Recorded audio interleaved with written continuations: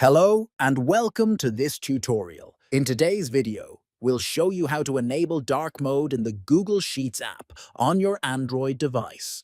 If you prefer working in low light or want to reduce eye strain, dark mode can really help.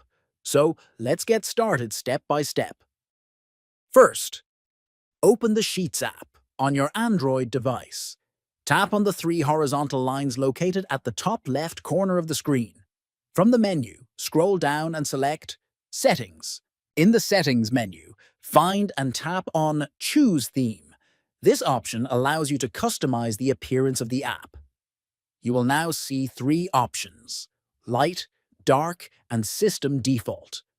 Select Dark to enable dark mode immediately.